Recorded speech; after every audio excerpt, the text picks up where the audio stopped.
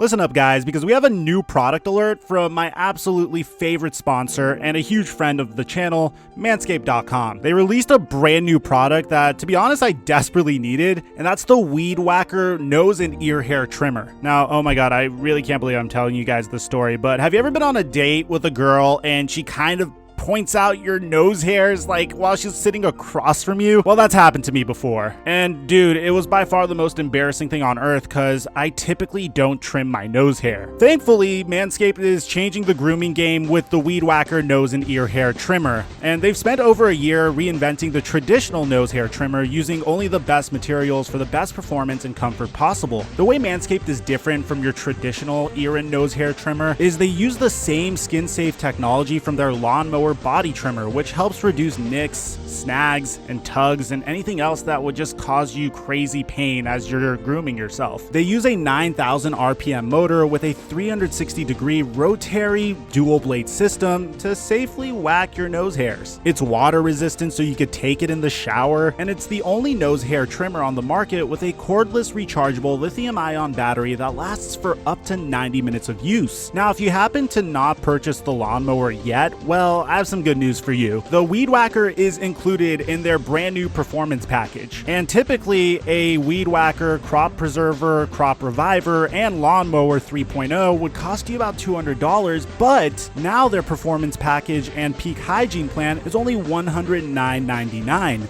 But get this, you can get an additional 20% off of your purchase if you use my promo code FlightMike for 20% off. That's promo code FlightMike for 20% off on Manscaped.com. And thank you, Manscaped, for the sponsor. Well, oh well.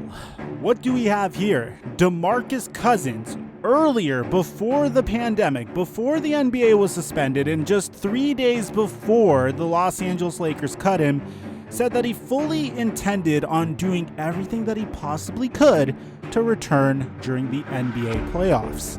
And when he said this at the time, I was kind of looking at him like, bro, I don't think that's really possible. You tore your ACL last June. Well, it appears as if DeMarcus Cousins is in the process of proving us all wrong. Now, really quickly, before we get to the content, just make sure you check me out on Twitch on Tuesdays, Thursdays, and Sundays at 9 p.m. Pacific time. On top of that, drop a like and subscribe to help this channel grow. Apparently, likes are very important for me to get my content out to you guys. You can be subscribed, and if you don't like the video, you won't see my content anymore. Without further ado, cue that intro.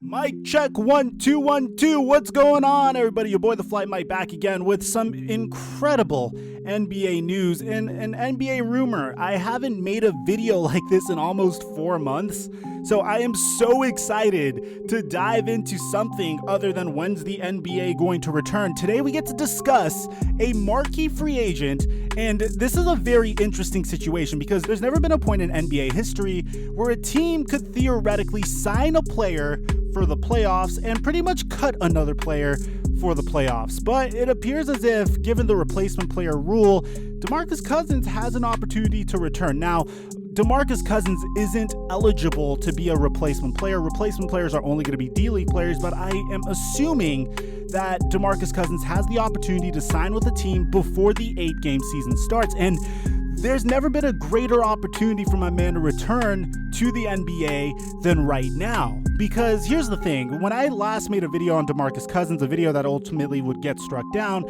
what I discussed about him is he's a phenomenal talent. He's a remarkable player. The issue is that by the time DeMarcus Cousins would return, this is pretty much what I said. This is like the inverse of Kevin Durant's situation, by the way, because Kevin Durant got injured a year ago, and we thought that there was no way that he could return this year because he tore his Achilles in the NBA Finals, bro. So as a result, you don't really want to rush back from that. By the time Durant would have came back during a regular NBA season, you would have had him in a scenario where he had to play against players that are ultimately super conditioned because it's the NBA playoffs. He would still not be fully back, he wouldn't be 100%, and he would be placed at a huge disadvantage, and then he would also risk further injury. But given the pandemic and given the fact that the NBA was suspended, that gave some injured players additional months to recover. Now, we know that Kevin Durant is going to return no matter what. And that was a huge disappointment to me. I thought it would have been really cool if he was able to pull it off somehow, but I guess not, and I respect that, because at the end of the day, even though it's a pipe dream for me, and even though I would really, really like to see Durant and Kyrie debut together during the NBA playoffs, ultimately, if they fail or if it doesn't work out, it could have long-term ramifications on the team's chemistry. But DeMarcus Cousins is a different story. You see, DeMarcus Cousins tore his ACL last August, in the middle of August, and there's this certain desperation within him to come back. And I could understand why. I could understand the frustration, and I could understand why he wants to return, because he feels like he's beginning to lose his spot in the NBA. Furthermore, if he's able to rehab with a team, then he could get back to the NBA way, way quicker. Well, guess what? There's 2 contestants and 2 teams that are ultimately interested in bringing in DeMarcus Cousins. The first team being the obvious, the Los Angeles Lakers. He still has ties there. The Lakers extended a huge kindness to DeMarcus Cousins despite cutting him. They invested in his rehabilitation. They told him, look, you can't play games with us anyway. You probably shouldn't be traveling with us either, bro. And by the time you come back, it's going to be the playoffs. Your conditioning isn't going to be what it needs to be. We do believe that you could contribute to our culture down the line, and we want to do everything we can to help you and support you so you could ultimately be a Laker down the line. So feel free to stay back, train with our trainers, and do whatever rehabilitation you need to do. And hopefully, after this year, we could work something out to bring you back. Well, again, this happened all the way back in February, guys. This is when we were all assuming that the NBA Finals would be taking place right now. But the NBA playoffs haven't started yet, and we still have a couple of games to go before the NBA playoffs even started. And there's still a little bit over a month. Well, it's more 2 months than a month. It's a little less than 2 months, but you get what I'm saying.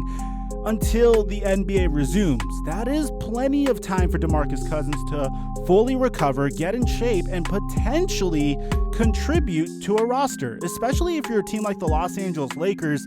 These next games, these like pre-play-in games, don't really mean much to you. You're just mainly back trying to experiment who's in shape, who needs to improve upon what, and what role players fit into what specific scenarios. So you have the opportunity and the luxury to experiment a little bit.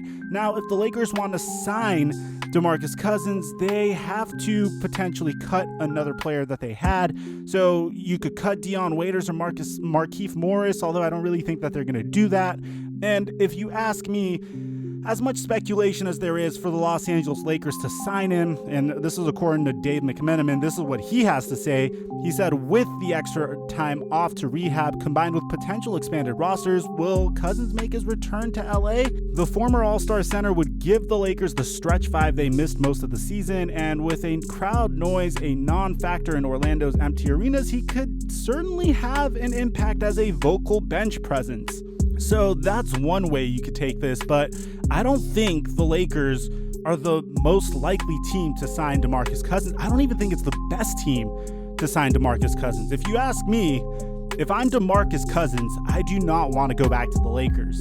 And it's not because they don't give me an opportunity to fully play or to contribute. It's more the fact that I would eye another team that is known for their remarkable world-class facilities and their abilities to get their players into prime tip-top shape. A team that has established a culture that places an emphasis on taking care of your body and taking care of yourself in order to be successful on the basketball court. A team that places an emphasis on strength in numbers and really isn't concerned with the glitz and glamour that comes with NBA stardom.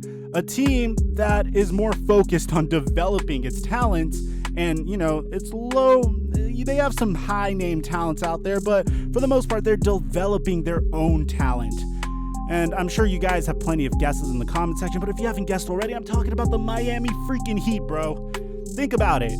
Think of what Pat Riley does for Miami. Think of the emphasis that Pat Riley places in Miami. By this point, if you've been watching me for quite some time, you know that Pat Riley cares that all of his players are in tip-top playing shape, that there's no distractions, and that they all buy into the culture that the Miami Heat instill. If DeMarcus Cousins goes there, there's no doubt in my mind that Pat Riley would do whatever it takes to make DeMarcus Cousins go from bird person to phoenix person. There's no doubt in my mind that Pat Riley will be able to get DeMarcus Cousins at least 80% back to where he was in his prime. Now, I know that's a little bit bold, but I have so much respect for the Miami Heat organization. This is a team that made Dion Waiters look so good that he hit a game-winning 3 on the Golden State Warriors during their 73-9 season. We're not forgetting that. I'm never forgetting that. If he could get Dion Waiters to perform at that level, and he has a player like DeMarcus Cousins who's currently broken, he's beat up, he's depressed about where he stands in the NBA right now. I'm sure he's a happy guy, but I'm sure if you bring up the NBA and playing basketball, DeMarcus Cousins will be a little bit sad.